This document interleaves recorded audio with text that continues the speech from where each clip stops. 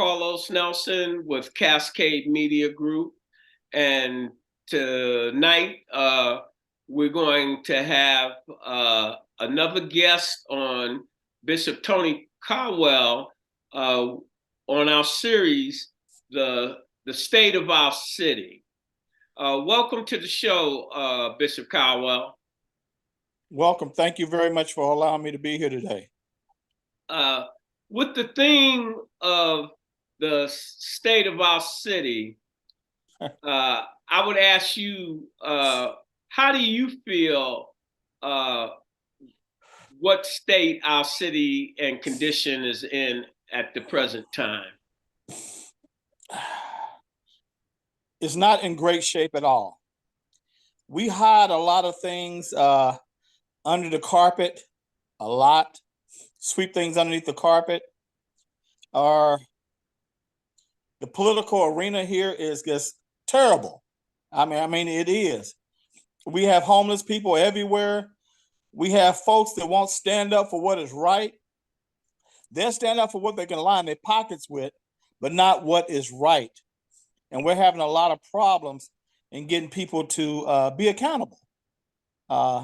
It's politics as usual in Kansas City, and that's a problem. It's that if you're not in a certain clique, you're out. We have too many cliques in Kansas City, and that's a problem with our leadership. Clicked up. They're worse than the gangs. Boy, that's heavy. Do you have any things that you feel can fix that? Some solutions? Yes, I do.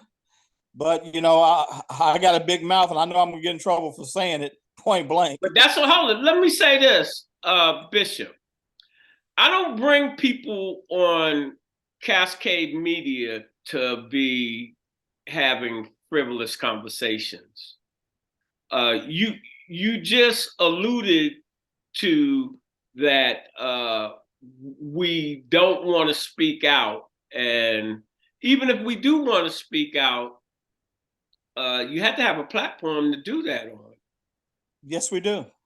And we have very few platforms. You see us using the establishment platforms, the YouTubes, the Facebooks, and so forth. Elaborate a little bit on how you see the politics running, how you see business, the education. You say we in a bad way. Elaborate on that a little bit. Well, let's look at it. Just recently, Kansas City gained national attention over a missing young lady that the police department, you know, we went live and we said, hey, we have people that are coming up missing off a prospect. We have a serial killer. Immediately, without contacting anybody, without looking into it, our police department put out a statement. It is totally unfounded that we have no missing people, that there is not a serial killer out there. And they use the platform of the media to do it. The local media here. And the local media, I would say the TV stations, they use them to highlight their call. And blindly, the stations went and echoed exactly what the police said. Now, weeks later, almost a month later, the young lady escapes. And she says she was picked up off of Prospect, like we said. She said that other young ladies was there in the place with her, and her friends didn't make it out. 2 other young ladies that was murdered. She said all this that we were already saying. Not one time yet has the police, has the media come back and said, y'all were right. What I did get was several phone calls saying Here's that political part. You can't say that because we're, Super Bowl's coming up and the tourism is around, and we enter into the World Cup, and that's going to knock people from coming to Kansas City. If we got a serial killer here, or if this gets out, you got to downplay that. Who cares about the World Series? About the World Cup. Who cares about? I understand our Chiefs are doing good, but really, you want to trade life for political gain or for economics. That's a problem. All right. Well, now, from my perspective, I talked to you off camera about Cascade Media Group, and we're Black-owned digital media. And I talked to you about block voting and group economics. When your community is not plugged in to media that is giving you accurate information to the best of its knowledge, like we do, unedited, and you don't utilize that, we don't have nobody to blame but ourselves. That's true. That's so true. And And lately, we've been, at least at the Justice Center, telling everybody to tune in to you because we understand that your platform, well, we have very few, and yours is the largest platform, the Black-owned platform, that is not controlled by other folk. Yes, we do have some Black platforms, but they're controlled. They sold out. From my perspective, you got some Black platforms, but there's not a Black platform out here that can hold a candle to Cascade Media. We produce like 30 different shows. We have the business channel. We have the sports site worldwide. We're covering our community, the diaspora, in quite a few aspects. There's not too much that you could be looking for from education. We have the educational channel, the political channel, and we don't edit. Everybody speaks for themselves. And I think that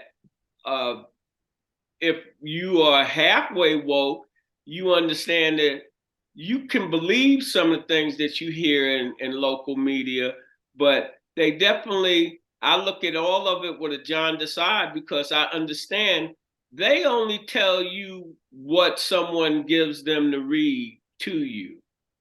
Yes. And when you look at a lot of major platforms like 60 Minutes, public broadcasting, do you see those reporters have been on there for 40 years? They look like they have then, but the public, your perception is everything. Yes. And they deliver these messages that they don't want to trust these messages with nobody else but these headliners. They superstars. And so when you have pandemics and the different things that they're pushing, shots and what have you, and you're only using their source, I think that's a mistake. So with me saying that, how do you feel the mayor's doing? What kind of job do you feel the mayor's doing thus far?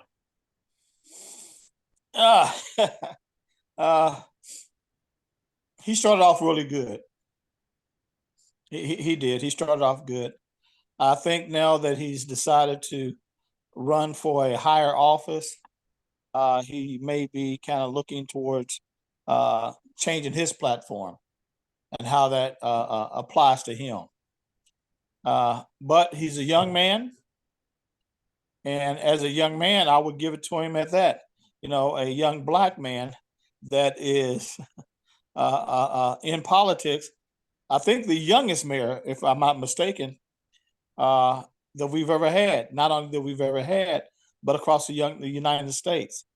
And for him speaking his mind and coming up through the ranks and files and off the streets himself, I take my hat off to him. All right.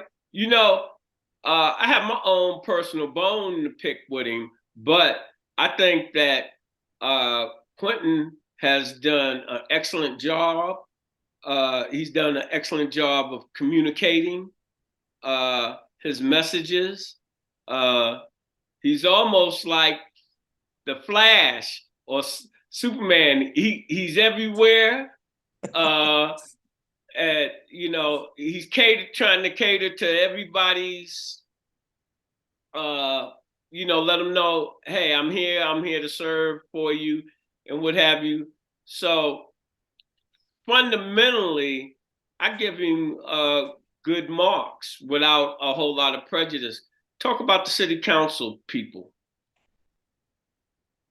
We need a new council that represents the 3rd and 5th district.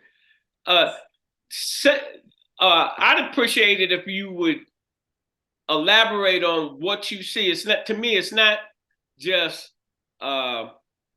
we need a new council. What is it that you feel that when, you know, the present are not providing that they should be providing? More transparency, more working with the community as a whole. And I'm not talking about just the 3rd and the 5th. I'm talking about across the board. Because, you know, one person in the 3rd or one person in the 5th can't get it done. One thing our way our council is set up, you know, you have to have at least 7 votes to get something passed. And we have to go across those lines to make it happen. They're not working together for the betterment of their community. They're working together a lot of time points for different silos. Again, when we talked about the cliques or the different groups, you see a lot of that even on the council. You know, if it's this council person, well, out to this council person. Or if you're not with this group or that group, you don't get heard. We need to find a better way to work together, period, if we're going to move this city into a different direction, a better direction. Next question. What do you have to say in regards to the proposed closing of some of the KC school districts' schools? Got a lot of feedback on that. I'd like to hear, and I think my audience would like to hear, what do you have to say on that? On the polls that were closed? Or the No, schools? I said the Kansas City School District, they're talking about closing some of the schools permanently. That's a problem. Without education, where's anybody going to go? Well, we keep downsizing and downsizing our schools because we don't get the quality of teachers, because we're not teaching our kids. We're talking to them and not teaching them. Well, they're saying it's enrollment is down, and they could. I believe this is the point of view that they can work better with less schools with higher enrollments, but now they've pushed back a little bit and said that they were going to let the next administration decide what to do on that. Well, I would be more to believe that if you're worried about the enrollment down, that's why you're closing schools, get the enrollment up. Get it up. Find the reason why it's down and get it up. We picked up more people, but doing less with them. Don't run from the problem. The major problem is the enrollment is down. Why? Nobody wants to talk about that. Well, that's why we're here. We only have 20, 30 minutes to talk about these things, but putting them out there so that some other people can look at, because that's how I look at all of this, is the why.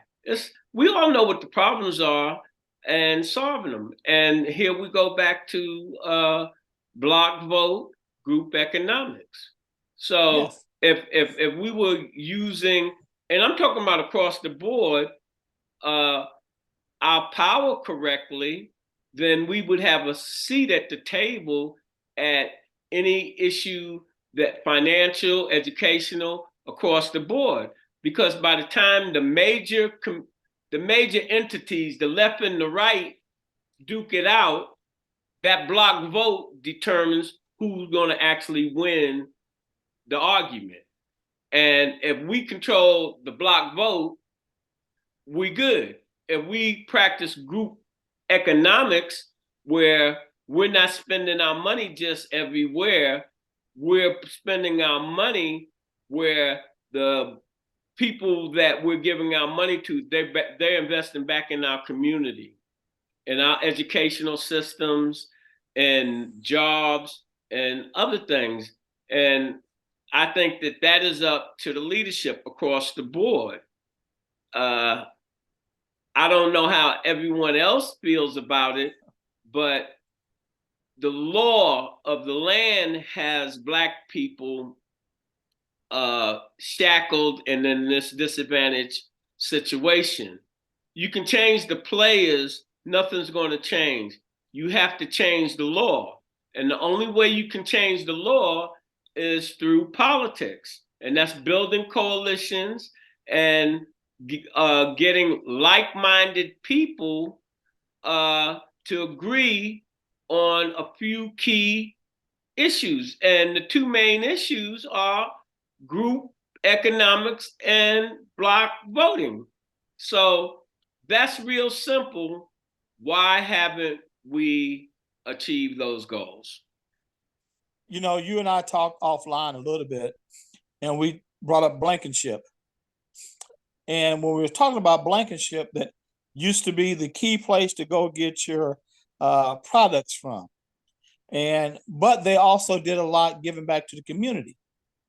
You know, if Blankenship would do this, but they would sponsor this over here. They would give back to the community. They would teach things. They would teach entrepreneurship, things of that nature. We spent our dollars there because they came back to our same community. We don't do that now. Now we'll spend our dollars with the Koreans, and our dollars do not stay here in the community. They don't give anything back, period. Problem. We need to be, like you just said, we need to be more invested in how we spend our dollars, partnering together. If it's not something that is benefiting our community, stop taking our power, which is the dollars, and wasting it across the board. We can't keep doing that. And we have at the Justice Center one of the biggest coalitions there is in Kansas City. We have over 80-something organizations sitting at the table, moving in different directions at a single time point. We vote on it, we move on it. You talk about block voting, you think about it, 80 organizations sitting there, moving throughout Kansas City. That's why we're able to get a lot of things done. Now we're starting to look at the political side of what's going on in Kansas City. And I hate to say it this way, but we're coming. We're going to make a giant impact. If those folks that are sitting on the council aren't doing what they need to do, well, guess what? We have enough clout, enough power to start moving you and moving people in. Time for playing is over with. Our city has issues that can be fixed if we just unify and think smarter instead of thinking for individuality. Well, I think that's a perfect note to close on, especially with our closing. Do you have any last words that you'd like to say to our audience on the state of the city? We can do better if we come together. We can achieve. It's up to us to make it happen. All right. And as we always close, when you invest in your community, you're really just investing in yourself. Good night. The program is brought to you by the Kansas City Business Association.